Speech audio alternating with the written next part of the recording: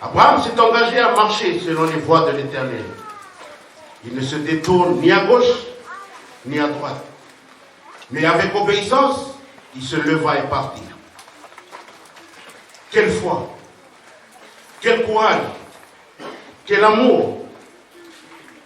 Là où certains comme moi chercheraient à comprendre, chercheraient à se trouver des excuses, Abraham, il se leva et partit sans murmurer.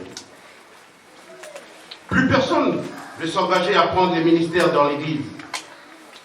Il n'y a plus personne à Bethanie. Plus personne pour l'école du dimanche.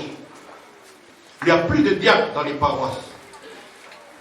On ne veut même plus prendre son baptême pour être tout simplement un ecclésiastique et un serviteur.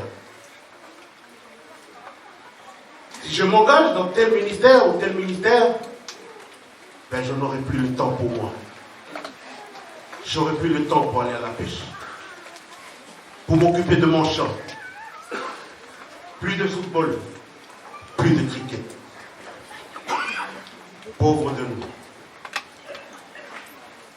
Nous ne savons pas que quand nous refusons de travailler pour Dieu, eh bien nous refusons de travailler pour le plus grand des patrons. Le plus riche de tous les patrons. Celui qui donne la paix.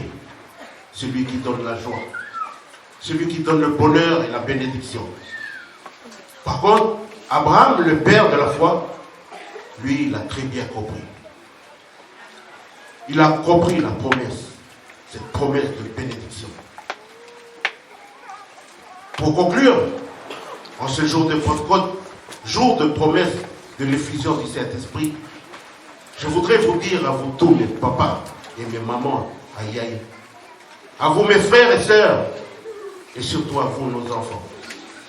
Le Seigneur, en ce jour de juin 2019, m'a permis de quitter Djérou et la tribu de Oriental.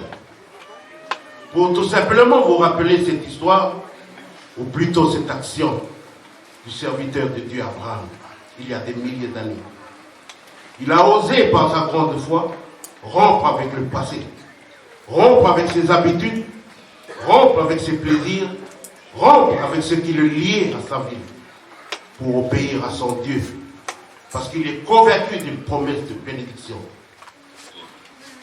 Et si nous n'obtenons plus cette bénédiction, parce que nous sommes trop attachés à nos mauvaises habitudes et à nos envies, c'est parce que nous sommes toujours liés à cette ancienne chair, alors que Jésus-Christ, par sa mort et sa résurrection, nous a libérés de ces chaînes du péché. Paul dit aux Corinthiens, dans 2 Corinthiens 5, verset 17, « Si quelqu'un est en Christ, il est une nouvelle créature.